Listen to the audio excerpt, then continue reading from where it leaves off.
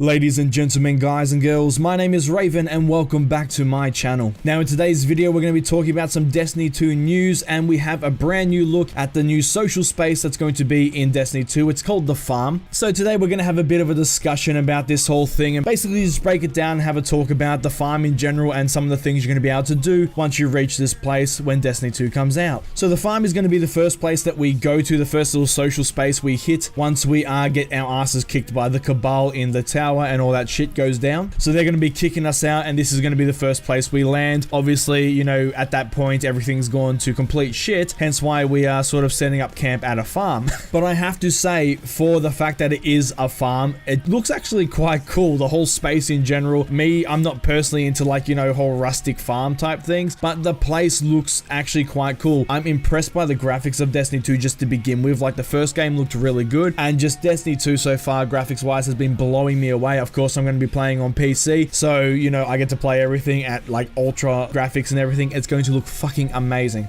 But the farm in general just looks like a nice cool little place to hang out in your downtime when you're not going out and doing strikes and stuff. And hey, those sky boxes in the background look absolutely fucking gorgeous, so it's going to be good to stare at that for a while. So let's talk about what type of vendors we're going to have at the farm, because obviously we need vendors in order to, you know, get shit done. So let's see what they're going to have for us. Now in the little trailer that they showed us, they have the postmaster there, so you know we can still get all our mail and all that sort of stuff. And they have the Cryptarch. Now of course it's not Raul. We don't know what's happened to him at this point. I would have liked it if it was that guy, you know. Yes, he kind of fucked everyone over, but you know, I'm most familiar with Raul, so I would have preferred him. But you know, we have the Iron Temple chick, so whatever. But those were the only two vendors that they did show off in the whole little trailer thing they had for us. But they did say that as the social space expands, because it will be expanding as, like, you know, the storyline continues, we will be getting brand new vendors and stuff coming, you know, into the farm, and we can check that stuff out at a later date. So I'm assuming we're going to get, you know, PvP vendors at some point, maybe reputation vendors, quest givers, all that sort of stuff,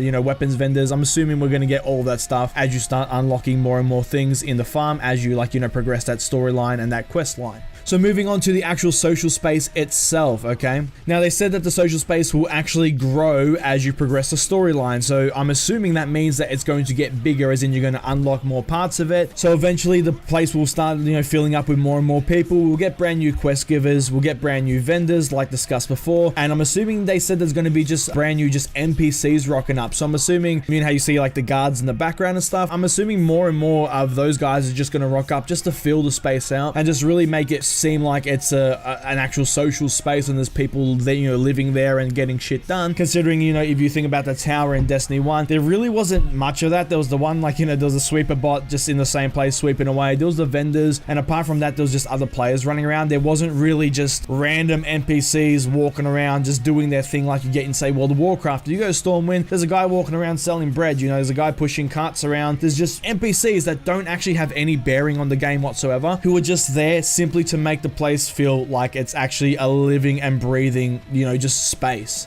Which most people will say, oh, you know, that's a pointless feature, who gives a shit? But it's actually not. When you think about it, you don't want to rock up to a place and just have, you know, vendors and then a couple players running around. It just feels dead. When you actually have NPCs walking around, even if you're not actively noticing it, you feel like the place is more alive. Okay, so it's going to be a good thing to have that happening. And of course, as the place progresses, brand new quest givers is going to be, you know, a welcome change, because it will bring more diversity to the story. You know, you're not just rocking up to the social space to just, you know, turn in your engrams and then you know, pick up a few things and then fuck off to the next strike. Hopefully you'll get a set of quests when you first get there. You'll complete those quests, and then as you know, you complete those quests, it'll unlock more, and we'll just slowly get more and more quests as more people arrive. So, you know, makes the place once again feel alive, so it continues the storyline and the whole place doesn't just become like, you know, some just once again a dead space after X amount of time. Hopefully they keep the quests going, and you know, at least for a lengthy amount of time till you move on to the next zone, just so it just doesn't go to waste. To me, it seems like they're looking to not fuck this one up, and they really want to fill this place out with shit to do, and this is evident in what we're about to talk about. So,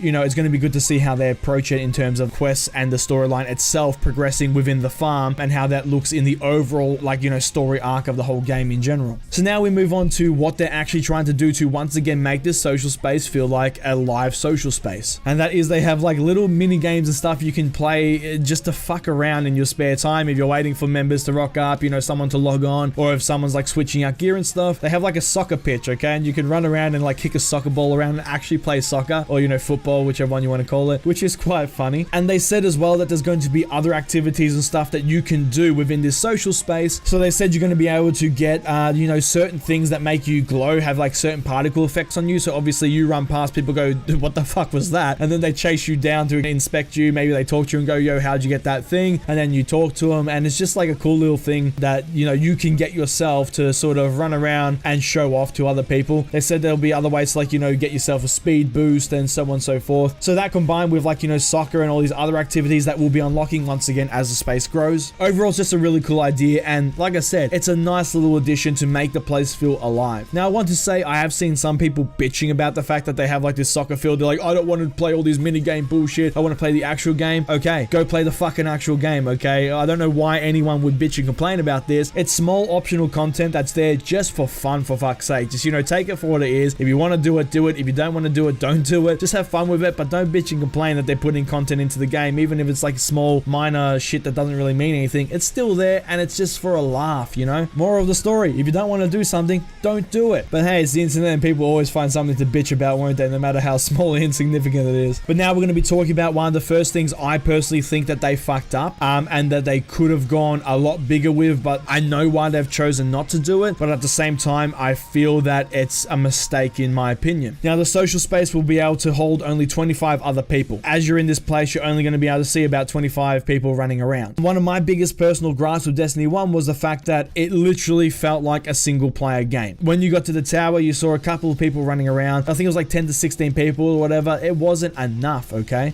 When you got out into the world, you'd see one guy swoop, like, you know, zoom past on his sparrow, and then he just disappear. It will say someone's near you, and I would go and try and find that person. And I just could never find the people. It was just a barren wasteland. And it just made the whole game feel dead and empty. Now, when they started talking about Destiny 2, they said they were going to go more the MMO route. You know, they call it a combined, like, you know, world shooter or some shit. But let's be honest, it's an MMO light, okay? It was what they're trying to aim for. So it's supposed to be like an MMO, but it's not, you know, fully open world and so on and so forth. One thing they've tried to do is try and obviously fill out the world with more and more players, because if you watched the reveal, you saw they were pumping really hard the whole, you know, we want it to be a massive social experience, we want people to play together, we want people to like have all their friends and meet new people, blah blah blah blah blah. So what I gathered from all of that, they were looking to make this like a fucking MMO. So you rock up to a place and there's going to be however many people are in that zone at the time on your server. So if you rock up to a capital city and there's 100 people running around, there's 100 people running around. I did not think they were going to go and cap it, okay? I didn't think they were going to cap it at something as low as 25 players. That is nothing. And if they're going to cap it at 25 players in, like, you know, the social spaces, it doesn't really hold much confidence for me in the open world. If they're going to cap it at 25 in a controlled space, then what? We're going to have maybe 5 or 6 people out in the open world that you can run into. If that, then it's going to feel exactly like Destiny 1 in the fact that it's going to be just empty and boring, and there's just not, even though you're going to be doing stuff, because they've said there's going to be lots to do, it doesn't matter if there's lots to do and you're doing it by yourself, okay? One thing I love is, even if I'm doing a solo activity out in the world, I love seeing other people running around and doing the same activity or doing different activities. It just, once again, makes me feel like I'm actually playing a game that's online with other people, not just, you know, I'm running around and it says someone's nearby, but I never actually get to see the guy. Or, you know, I am doing something and 2 people jump in. So it's so amazing seeing those 2 other people, because you're like, oh my god, some other fucking human contact. But at the same time, I thought they were going to go balls to the wall in terms of actually connecting people and,